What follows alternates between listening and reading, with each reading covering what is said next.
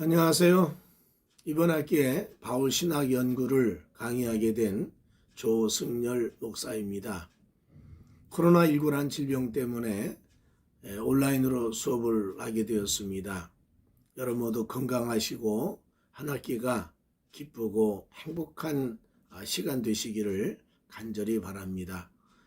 먼저 바울에 대한 서론적인 얘기를 하면서 바울이 기독교에 막대한 영향을 미친 사람 중에 하나입니다. 구약에서는 모세가 구약 시대를 이끌어가는 영향력을 미쳤다면 바울은 신약 시대를 이끌어가는 아주 강한 영향력을 주었다고 봅니다. 누가라는 사람이 바울을 사도반열에 올려놓으려고 아주 부단히 노력한 사람 중에 하나입니다. 여러분 사도행전을 읽어보게 되면 사도행전 1장부터 12장까지는 베드로에 대한 얘기를 하고 있고요. 13장부터 28장까지는 바울에 대한 얘기를 하고 있습니다. 그런데 그 사도행전 내용 가운데 보면 베드로가 성령의 충만함을 받고 성전에 앉은 안질뱅이를 일으켰습니다. 또 애니아라는 죽은 사람을 살리기도 하고 유대인 중심으로 선교를 하면서 많은 복음 전파에 헌신한 사람으로 나옵니다. 그런 반면에 누가는 바울도 똑같이 다메섹 이후에 성령으로 충만함 받고 그가 루스트라에서 안질병이 일으켰고 유두가라는 청년이 떨어져 죽었는데 그를 살려내기도 하고 이방인 선교를 위해서 최선을 다한 사람으로 기록하고 있죠. 그래서 바울과 베드로를 사도의 동급에 놓느라고 노력했습니다. 그 바울이 복음을 전하면서 이 사도권에 대한 도전도 많이 받았습니다. 그러나 우리가 알기로는 이 바울은 사도의 반열에 서서 복음을 전하고 이방인 선교에 큰 역할한 사람으로 우리는 알게 되지요. 하르락이라는 교회 사가는 이런 말합니다. 기독교가 예수의 종교냐 아니면 바울의 종교냐 이렇게 질문합니다. 예수님에 대한 삶의 이야기는 사복음서에 나와 있죠. 그런 반면에 12 제자가 예수의 삶에 대한 사상에 대한 기록을 한 걸 보면 별로 없습니다. 그리고 사복음서가 예수님의 전기나 신학적인 내용을 쓴 것이 아니라 예수님에 대한 삶을 그리고 메시아로서의 예수를 증명하기 위해서 많은 부분을 썼다고 볼 수 있죠. 그러나 바울은 서신과 함께 바울의 제자들이 글을 쓰면서 신약성의 3분의 2가 바울의 사상과 삶을 정리해 놨습니다. 그러다 보니까 예수님에 대한 많은 사상적인 내용을 우리가 깊이 알지 못하고 오히려 바울이 가지고 있는 신학 사상을 더 많이 기독교적인 내용으로 알고 있게 된다는 거지요. 사실 바울은 예수를 만난 적이 없지 않습니까? 그 예수의 설교로 들어본 적이 없습니다. 오히려 예수를 핍박하고 예수님에게 어려움을 줬던 사람 중에 하나가 아닙니까? 그래서 사도들의 신앙과 바울의 신앙을 비교해 보면 아주 큰 차이점이 하나가 있습니다. 그것은 사도들은 예수의 부활을 강조했습니다. 우리가 아는 것처럼 유다라는 사람이 자살하고 그 후임자를 뽑는데 마띠아를 뽑았습니다. 근데 마띠아를 뽑을 때 기준이 뭐냐면 예수님과 함께 다니던 사람 중에서 예수의 부활을 증거할 사람을 뽑자 그랬습니다. 그러니까 당연히 사도들은 예수의 죽음보다 더 강하게 믿고 증거해야 될 내용 중에 하나가 예수의 부활이라고 생각했습니다. 그런데 바울은 예수의 부활을 못 봤습니다. 다메섹에서 예수를 만났던 그것이 부활의 예수를 만났다고 고백하면서 예수의 부활보다는 십자가를 더 강조하지 않았나. 왜냐하면 예수를 핍박했고 예수 믿는 사람들을 죽이기도 했고 스데반의 순교에 증인까지 섰던 사람이 바울이었기 때문입니다. 그래서 그는 평생 마음속에 예수님에 대한 짐이 하나 있다면 내가 예수님에게 큰 핍박을 한 사람이다. 그러다 보니까 용서를 받아야 되고 은혜를 입어야 되는데 그 은혜 입는 용서는 바로 십자가에 있다는 거지요. 그래서 바울은 십자가를 많이 강조한 사람 중에 하나로 볼 수 있습니다. 그래서 이 바울이 기독교에 영향 미친 것은 뭐 사도가 옳으냐 바울이 옳으냐 예수님의 사상하고 바울의 사상하고 뭔 차이가 있느냐 이걸 따지기 전에 바울은 기독교에 막강한 영향을 미쳤습니다. 우리도 지금 바울의 신앙관이 우리의 신앙관이 되어버린 것도 상당히 많지요. 그래서 오늘 바울을 연구하고 살펴보면서 우리의 신앙이 바울의 신앙으로 끝나지 않고 예수님과의 관계 속에 가진 신앙의 틀을 형성하는 데 큰 역할을 해야 되겠다. 그런 생각을 하게 됩니다. 바울의 생애를 우리가 살펴보게 되면 이미 여러분이 다 아는 것처럼 바울은 그의 삶 속에 유대교라는 큰 틀을 안고 있습니다. 바울은 가말리엘이라는 랍비의 수제자 아닙니까? 그러니까 율법에 아주 철저하게 공부를 해서 각인된 사람이고 게다가 그는 로마 시민권을 가졌고 살았기 때문에 이 헬라 문화라는 이 부분도 그의 삶에 많은 영향력을 가졌다고 봅니다. 그래서 우리 바울을 살펴보면서 막연하게 바울의 어떤 신앙적인 삶을 보는 것이 아니라 그가 가지고 있는 다양성의 삶을 보아야만 바울을 이해하지 않겠나 이렇게 생각을 합니다. 우선 바울을 이렇게 보게 되면 크게 인생을 셋으로 나눌 수가 있습니다. 하나는 그의 출생부터 회심까지 대충 30살 정도까지의 유대교에서의 삶의 모습이었습니다. 그리고 회심하고 나서 그가 다소에 가 있었고 아라비아 사막에 가 있었고 그러면서 선교의 반열에 서게 됐을 때 그 선교 이전까지의 삶 그리고 선교를 하고 나서부터 1차 선교의 연구도 시작해가지고 로마까지 가서 복음을 전하게 되는 과정에 이 부분을 보면서 바울은 크게 이렇게 세 가지 인생의 전환점을 맞이했다 이렇게 볼 수 있습니다. 하나가 바로 출생부터 시작해서 다메섹에서 주님을 만나기까지의 회심의 큰 사건 여기 한 전환점이 있었고요.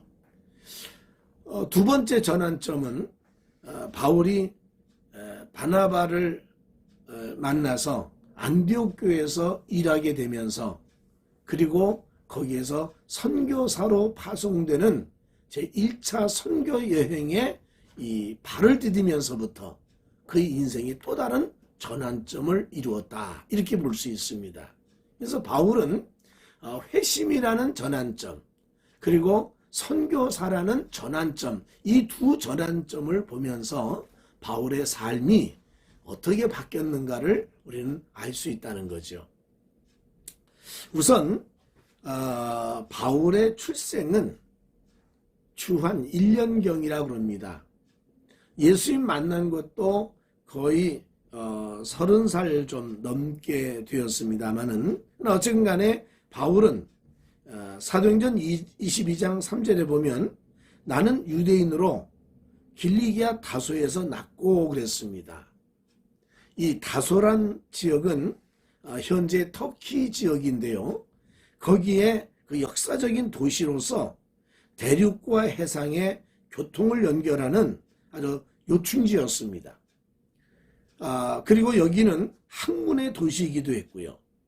그래서 바울은 시골 촌구석에 산 사람이 아니라 아주 거대한 도시라는 사회 속에 살았기 때문에 그의 설교도 보면 도시적이거나 또는 도시 건축이나 군대 행진이나 또는 노예시장의 모습이나 또는 체육광장의 그 형편을 아주 잘 알고 있는 그런 모습으로 성경 기도 있는 거 보면 그는 다소라는 지역 자체가 그 시골의 한 구석에 있는 지역이 아님을 우리는 알 수가 있습니다. 바울이라는 사람이 사회적으로 이렇게 보게 되면 여러분 아는 것처럼 로마의 시민권을 가진 사람입니다. 당시에 로마 시민권은요 대단한 특권이 아니었습니까?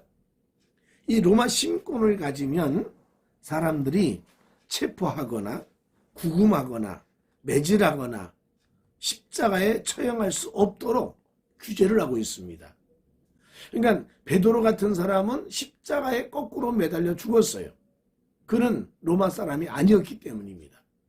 그러나 바울은 순교할 때 십자가에 매달려 죽은 것이 아니라 참수되어서 죽었습니다. 이것도 역시 로마 시민권을 가진 사람의 특징이었고 특혜였었습니다. 하여간에 이 바울은 로마 시민권을 가지고 있다는 것은 굉장한 유익한 일 중에 하나였었죠. 그래서 그가 로마의 황제에게 재판을 요청할 수 있는 특권도 가지고 있었지 않았나 이렇게 봅니다.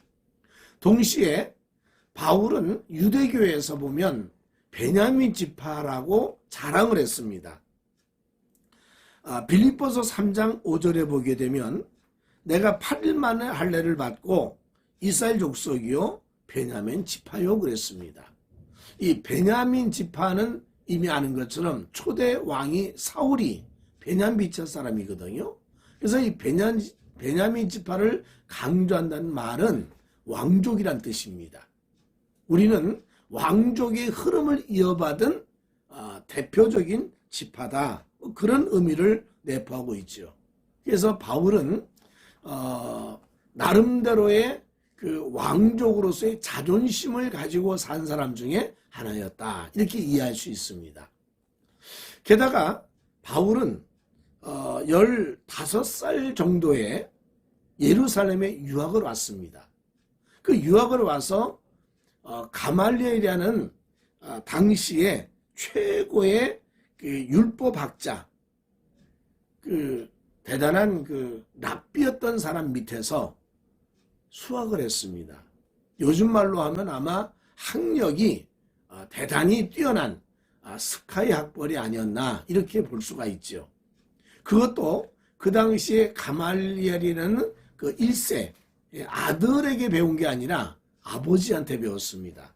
그러다 보니까 굉장한 그 학파적인 입장에서 강한 그 사상을 유대교 사상을 배웠다 이렇게 볼 수도 있죠. 바울이 또 보게 되면 아주 조직적인 두뇌를 가지고 아주 강직한 성격을 가졌습니다. 이 때문에 그가 그 베드로를 아주 강력하게 면책을 했다든지 또는 바울이 당한 수많은 어려움이 있었습니다. 박해와 환난.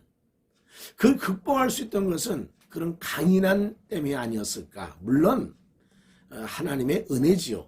그러나 그의 성격과 그의 삶이 그 고난을 뛰어넘을 수 있는 힘이 있었다는 거죠. 그래서 바울은 선교 사역을 능히 감당할 수 있는 아주 대단한 힘을 가진 사람 중에 하나였음을 우리는 알 수가 있지요. 또 바울은 그가 고린도 7장에 말하듯이 결혼은 안 한 것 같습니다. 그러다 보니까 뭐 당연히 이혼도 없겠지요.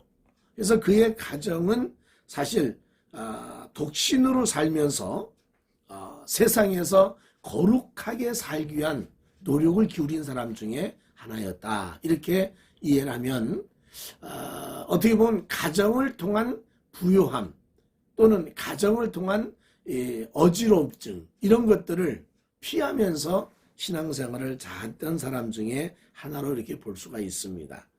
그래서 이 바울을 이렇게 어린 시절부터 이렇게 쭉 보게 되면 유대라는 종교 아주 철저한 바리새인으로서의 그 왕족 가진 기품을 가진 사람이었다 이렇게 볼 수 있고요.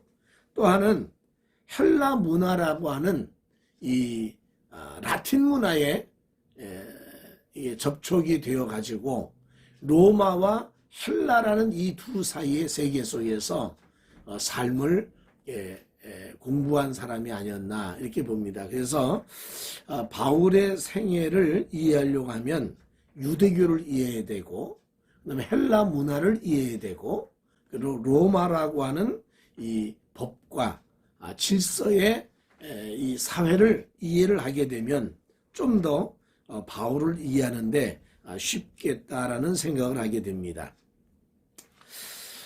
이 바울이 살아가면서 이제 구체적으로 살펴보겠습니다만은 바울은 그 여러 가지 그 헬라 문화의 철학이 가지고 있는 사상과 유대교 가진 사상이 좀 혼란스럽게 충돌된 부분도 있지 않을까 이런 생각을 합니다. 그러나 바울은 철저하게 유대인이었습니다. 그리고 헬라 문화의 사상을 교육받은 사람이고요. 로마라는 도시 사회를 이렇게 같이 어울리고 있는 사람 중에 하나였다라고 보면서 어떻게 보면 바울은 그냥 평범한 개천에서 용났다는 사람이 아니라 금수저의 삶을 살던 사람 중에 하나였다라고 이렇게 이해하면 좋지 않겠나 생각이 듭니다. 그랬던 그 바울이 이제 예수라는 분을 대할 때, 저 사람은 이단이다. 저 사람은 잘못된 사람이다. 그렇기 때문에 아마 한 번도 예수를 보지도 못했고, 설교 듣지도 못했고, 예수를 가까이 하지 않았지 않나, 그런 생각을 합니다.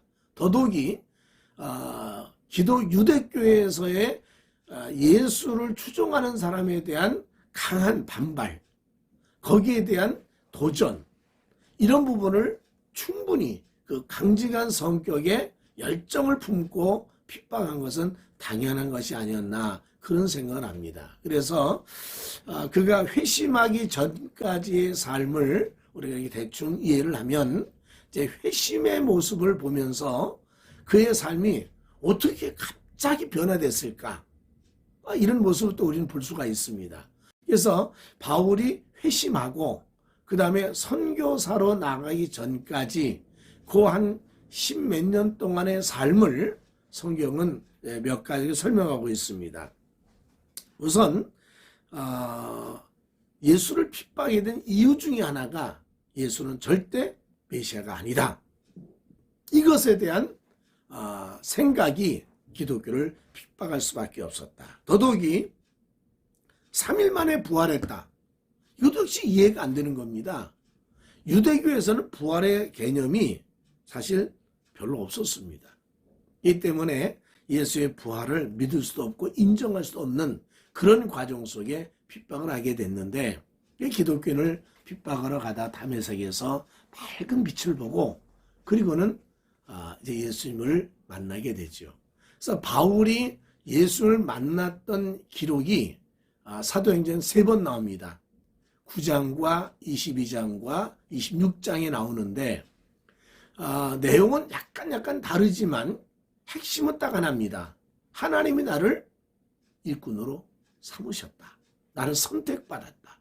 더욱이 나는 이방인을 위한 선교사로 부름받았다라는 확신을 설명하는 부분이 굉장히 크지요. 이 사울은 이 소명에 대한 부분을 회심에다가 직접 이렇게 이해를 하면서 회심의 본인의 마음속에 가지고 있는 건 뭐냐면 하나님이 나를 이방인을 위해서 사용하기 위하여 나를 선택했다. 이 회심의 목적 중에 하나가 하나님의 선택입니다. 더더욱이 이방인을 위한 선교사, 이방인을 위한 헌신자로 하나님이 나를 부르셨다라는 이 입장이 아마 강한 입장이 아니었을까. 그러면서 예수를 만나고 보니까 내가 지금까지 믿던 알던 예수가 아니구나, 이거를 깨닫고 하루아침에 180도로 신앙이 변화됩니다. 그래서 그 아나니아라는 제자를 만나 가지고 이제 새로운 삶을 살기 위한 성령 충만과 함께 가르침을 받게 되죠. 이제 그러면서 바울이 또 하나 변화를 만든 것은 바로 부활에 대한 생각입니다. 부활은 없다, 부활은 말도 안 된다 라고 믿었던 바울이 다음에 예수를 만나고 나서 부활은 있다, 부활은 확실하다, 이런 그 부활에 대한 확신이 지금까지 이단자로 간주했던 그리스도를 핍박했던 마음속에 전환점 맞는 계기가 바로 부활의 주님이라는 거죠. 그래서 예수님은 살아계신 분이다, 예수님은 분명히 살아계시다. 그래서 바울이 나중에는 만삭되지 못한 나에게도 주님이 나타났다고 고린도전서 15장에 부활장을 쓰면서 자기가 주님을 만났다라고 고백하는 걸 보면 아마 분명히 그는 부활의 확신이 강했다라고 생각이 듭니다. 나중에 또 자세하게 바울의 회심에 대한 그 모습을 보겠습니다만은, 그러나 이 회심 후에 바울은요 즉각적으로 회당에서 예수님의 아들이라는 것을 증거했다고 그럽니다. 대단한 그 결심이고 전환이라고 생각합니다. 사도행전 9장 20절 이하에 보면 사울은 힘을 더 얻어 예수 그리스도라 증명하며 다메섹에 사는 유대인들을 굴복시키니라. 복음을 전하는데 아주 열정적인 사람으로 변화됐습니다. 그러나 이 복음을 전하면서 느끼는 것은 제자들이 바울을 안 받아줬다는 겁니다. 악수도 잘 안 하고 그러므로 인해 가지고 어려움이 있었지 않습니까? 그래서 바울이 아라비아 사막 가서 3년 동안을 기도했습니다. 그래서 바울은 이런 말합니다. 내가 하나님께 직접 받은 복음이다. 이렇게 사람들과 논의하거나 사람들과 함께 상의하면서 배운 기독교의 신앙이 아니라 하나님이 나에게 직접 계시하시고 말씀하신 이 복음을 나는 전한다는 겁니다. 그래서 아라비아 사막에서 복음을 전하면서 하나님과의 깊은 교제가 있었습니다. 그리고 나서 다소라는 지역, 자기 고향에서 9년 동안을 복음을 전하고 있는데 어느 날 바나바가 찾아왔습니다. 초대교회 바나바는 고니자라는 별명도 붙었지만 안디옥 교회를 이끌어가면서 최초로 그리스도인이라는 칭호를 받게 한 목회자 중에 하나였었습니다. 상당한 아마 목회적인 성공자 중에 하나가 아니었나 이렇게 보는데, 이 바나바가 바울을 교제에 악수하면서 불러들였다 이렇게 봅니다. 그래서 안디옥 교회에서 1년 동안을 같이 협동 목회를 하지 않았나 이렇게 봅니다. 그래서 바울에게 있어서는요, 이 바울을 키워준 사람이 바로 바나바라는 사실을 잊지 말아야 됩니다. 바나바가 바울을 키워줬고 또 누가라는 사람이 바울을 사도의 반열까지 올려놓은 역할을 했던 사람 중에 하나가 아니었을까. 그래서 두 사람이 아마 좌우에 서가지고 바울을 하나님의 위대한 일꾼 만드는데 헌신자들이었다 이렇게 생각도 할 수가 있습니다. 하여간 바울은 회심하고 나서 즉각적인 복음 전파와 함께 다소에 가서 9년 동안, 아라비아 사막에 3년 동안, 그리고 안디옥 교회에서 1년 동안을 하나님 위해서 최선을 다하여 헌신하고 훈련을 받고 기도를 하고 하나님과 만남이 있었다고 봅니다. 아마 모세도 광야 40년을 지내면서 이도로 집안에서 신앙의 훈련을 받은 것처럼 이 바울의 12년 가까이의 훈련이라는 것은 대단한 훈련이 아니었을까 이런 생각을 합니다. 우리도 하나님의 일을 하기 전에 하나님은 광야에 기도의 시간을 갖게 하십니다. 사람은 바쁜데 하나님 안 바쁘세요. 생각해 보십시오. 초대교회 얼마나 많은 이 지금 기독교를 전파하는데 일꾼이 필요합니까? 근데도 불구하고 하나님은 바울을 10년 넘도록 훈련을 시키시고 준비시키시고 그리고 하나님의 일꾼으로 세우신 것을 볼 수가 있습니다. 여러분, 지금 여러분 훈련받는 기간이라고 한다면 최선을 다해서 충성스럽게 여러분 훈련을 받으십시오. 주님 앞에 내가 먼저 뛰어다니면서 하나님의 그 시간을 기다리지 않는다는 것은 어리석은 일 중에 하나가 아닌가 그런 생각을 합니다. 하여간 우리 모두 다 하나님보다 앞서 뛰진 맙시다. 이 바울이 이제 바나바를 만나서 안디옥에 지내고 있는데 사도행 13장에 보면 하나님 바나바를 통해 가지고 이제 선교의 문을 엽니다. 그때 같이 한 동역자로 세운 사람이 바울이지요. 그래서 바울과 바나바, 바나바와 바울이 1차 선교여행을 떠나게 됩니다. 그 선교여행을 떠남이 바울의 생애에 이방인 선교의 전환점이 아니었나 이런 생각을 하면서 이제 바울이 복음을 전하고 이제 선교의 문을 열기 시작합니다. 1차 선교여행 마쳤고 2차 선교여행까지 다녔습니다. 3차 선교여행을 통해서 로마까지 가게 됐지요. 근데 그 선교의 삶이 그렇게 순탄한 삶은 아니었다라고 봅니다. 어떻게 보면 감옥에 들어가고 매를 맞기도 하고 심지어 고린도서 1장에 보면 바울은 사형 선고받을 정도까지 깊은 고난이 있었다라고 성경은 설명하고 있습니다. 그러므로 인해 가지고 바울이 그 어려움을 극복하기 위해서 정말 죽음의 고기를 넘을 때 하나님 말씀합니다. 사람 의지하지 말고 하나님 의지해라. 하나님을 의지해야만 이 선교를 감당할 수 있다. 아마 하나님이 교육시킨 것 같습니다. 그 교육을 받고 나자 하나님만 의지하는 이 바울에게 하나님이 마게도냐 환상을 보게 해주셨죠. 그리고는 유럽 선교에 또 하나의 전환점을 만드는 문을 열기 시작했습니다. 그래서 바울은 선교하는 과정 속에서도 하나의 전환점이 있었다면 바로 사형 선고받을 만한 깊은 아픔과 고뇌 속에 있던 아시아 선교였었고요. 그 아시아 선교의 실패로 인한 하나님과의 만남.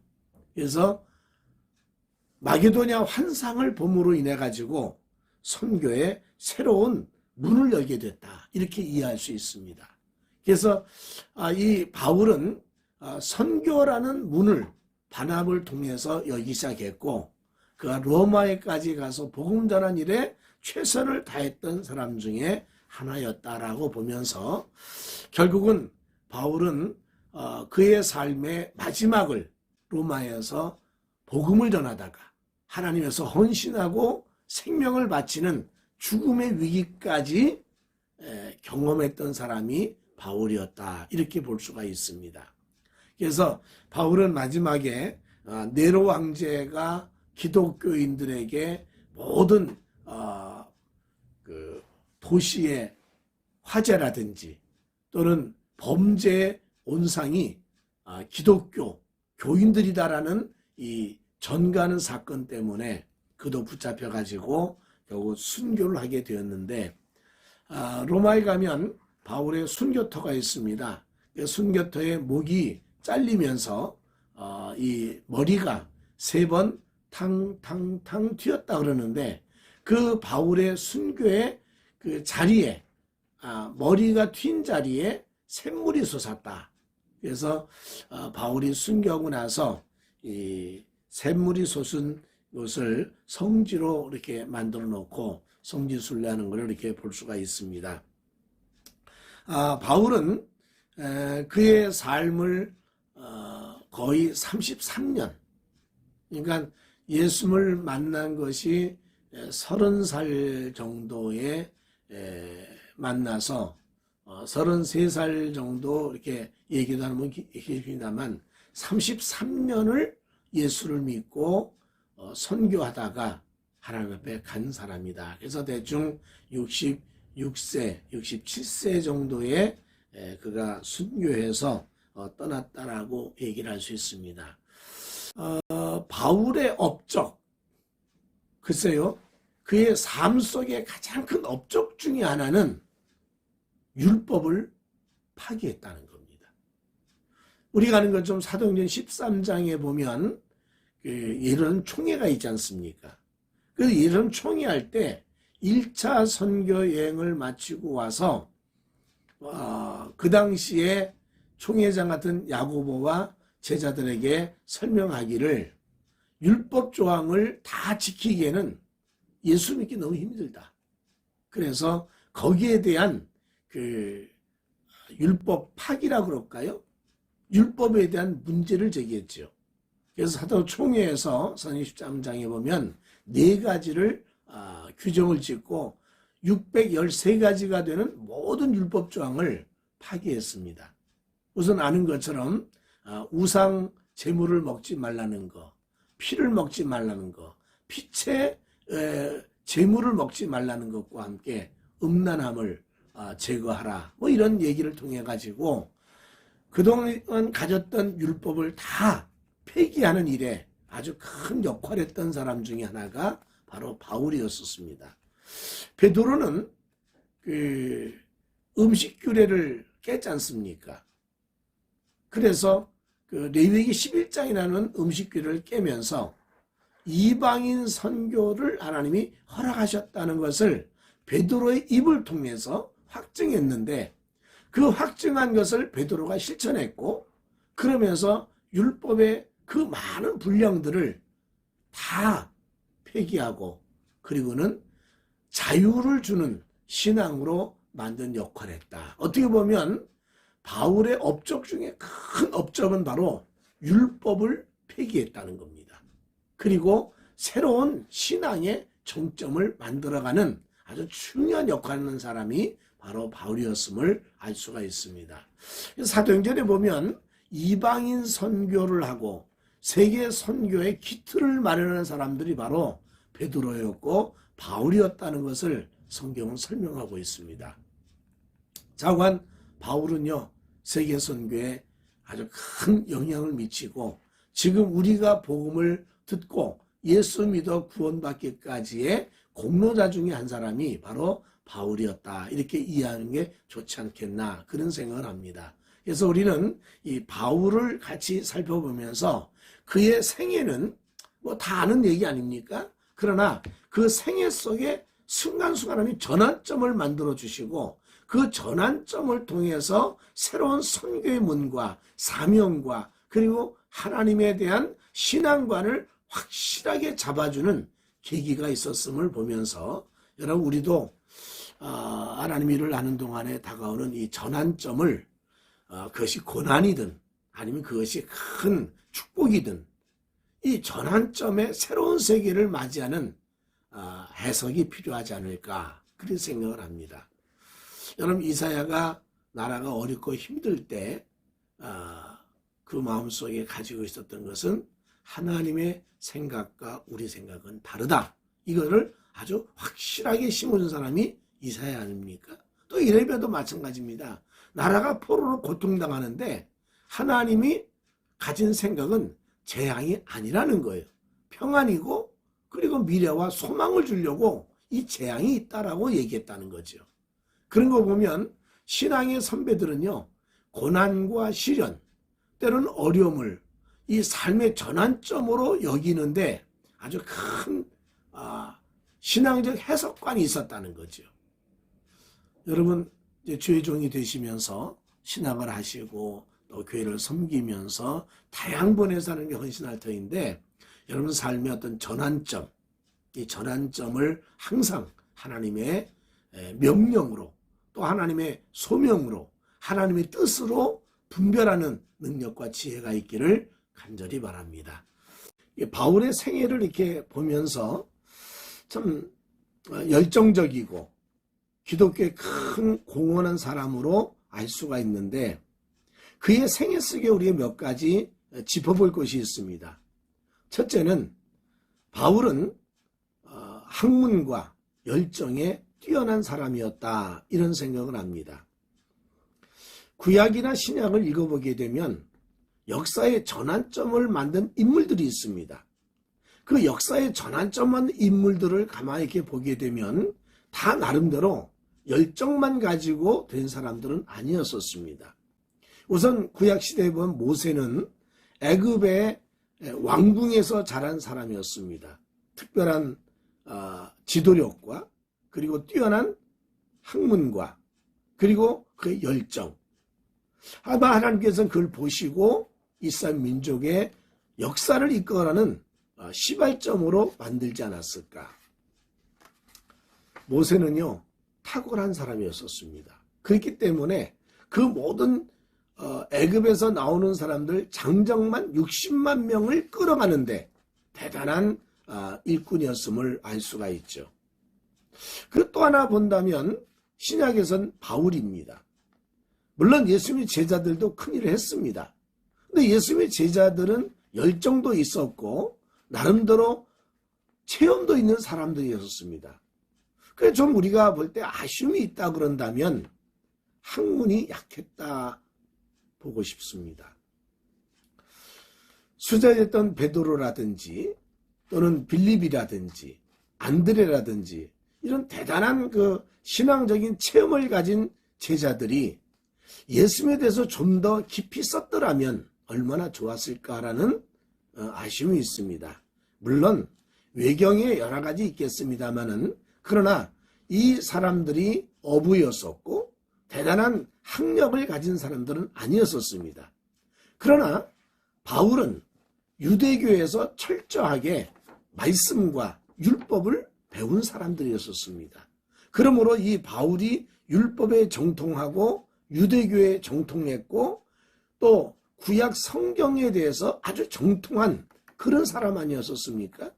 그러면서 바울은 로마의 그 지배하에 있어서 로마의 법이라든지 또는 사회 질서라든지 규칙에 대해서 잘 알고 있었습니다. 게다가 철학적인 기반도 가지고 있어가지고 헬라 문화라는 큰 특징을 그가 소유하면서 기독교적인 성장 발전에 학문적인 기여한 사람이 바로 바울이었다고 생각합니다. 선교를 통해서 복음을 많이 전했어요.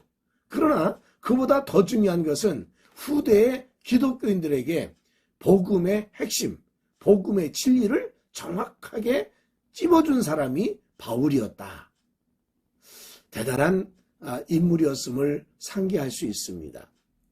오늘 저도 여러분도 함께 주를 섬기면서 평생 목회길을 걷겠다고 약속하고 이 길에 들어섰습니다. 그럼에도 불구하고 우리가 성경에 대한 전문 지식이 약하다는 것은 좀 아쉬움이 아닐까, 그런 생각이 듭니다. 물론 우리가 학자 같은 연구를 하고 학자처럼 말씀을 알 수는 없습니다. 그러나 이사야가 하나님께 기도하듯이 학자처럼 알아듣고 학자처럼 말할 수 있는 능력을 기도는 해야 될 거라고 생각이 들고, 우리 사회의 모든 사람들이 또 신앙인들이 목회자에게 원하는 것은 사회적인 지식이나 상식을 원하는 것이 아니라 하나님의 말씀에 대한 깊이를 원하고 있다고 생각합니다. 다시 한번 저도 여러분 마음에 결심하기를 이 성경 말씀의 전문가가 되도록 최선을 다해야 되지 않을까, 이런 생각하면서 우리 하나님 말씀에 깊이 거하는 자가 되시기를 간절히 바랍니다. 두 번째는 이 바울의 선교에 대한 열정입니다. 물론 바나바라는 아주 특별한 사람의 선택을 받아서 안디옥 교회에 왔고요. 이 바울이 실라라든지 디모데라든지 여러 사람들을 통해서 복음을 전하는 삶이 되었었습니다.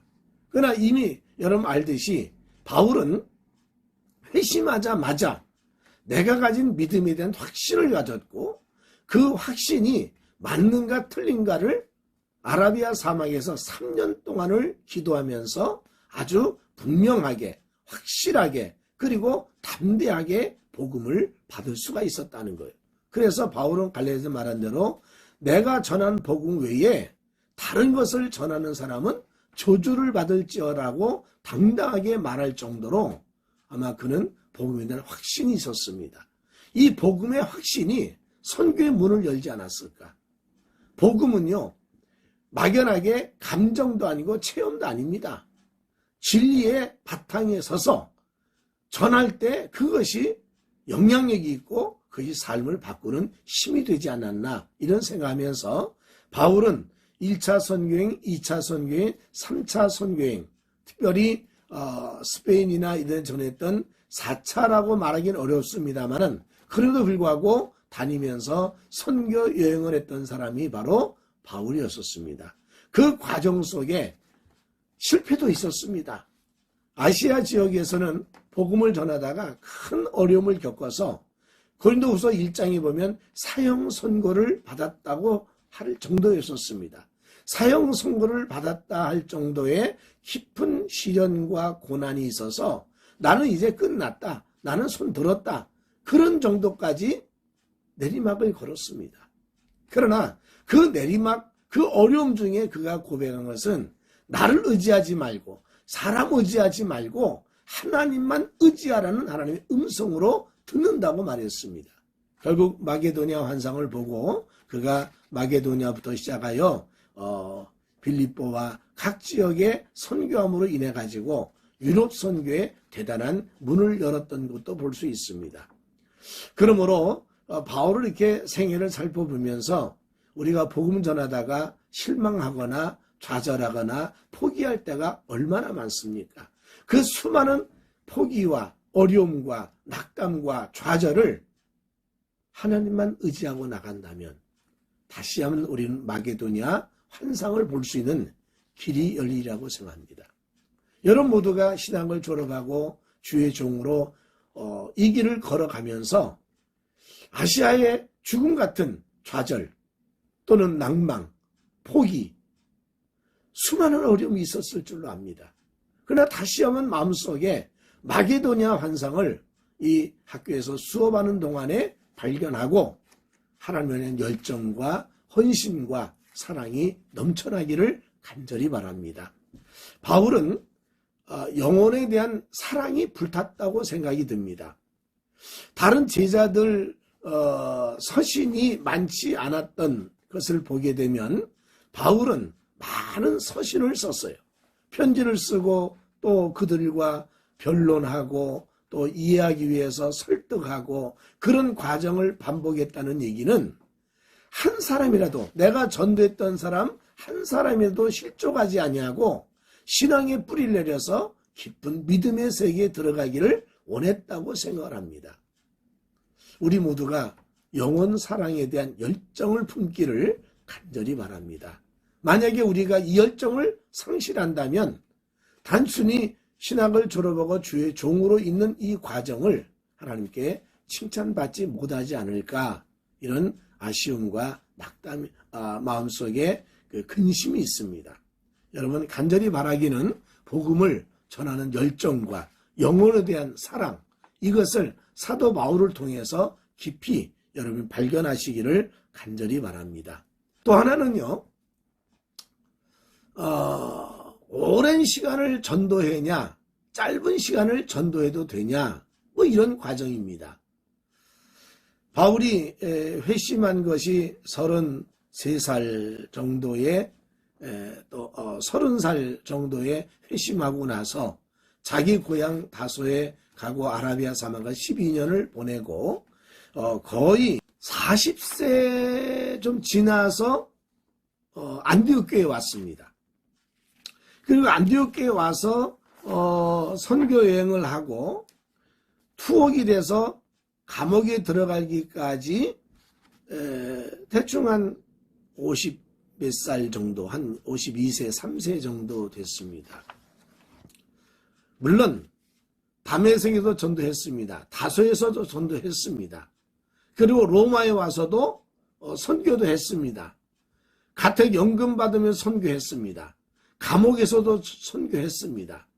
복음 전환에 전력을. 그러나 그가 아마 가장 활동적으로 선교한 것은 10년, 좀 길게 잡으면 12, 3년.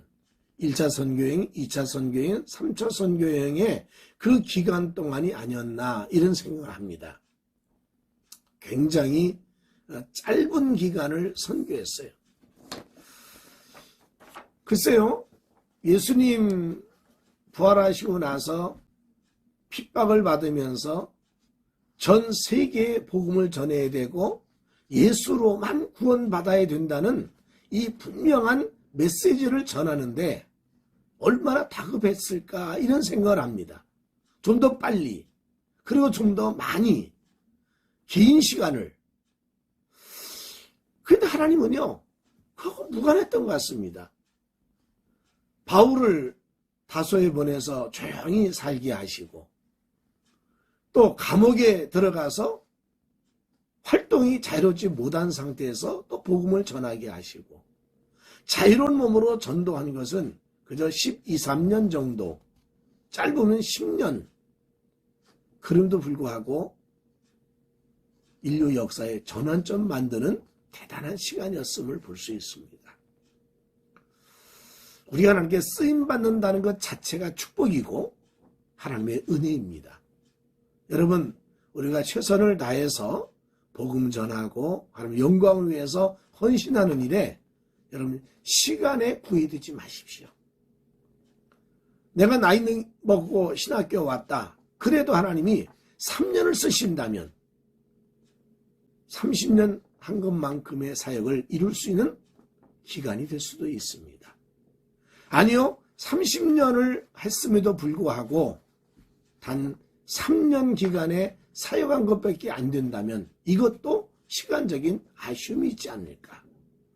중요한 것은 하나님께 쓰임받는 우리가 되기를 간절히 원합니다. 하나님이 뭘 원하시는지 내 그 뜻을 분별하고 내 시간과 내 열정과 내 마음을 묶어서 하나님 앞에서 우리 헌신하며 살기를 간절히 원합니다. 우리는 공부하기 위해서 신학교 온 거 아닙니다.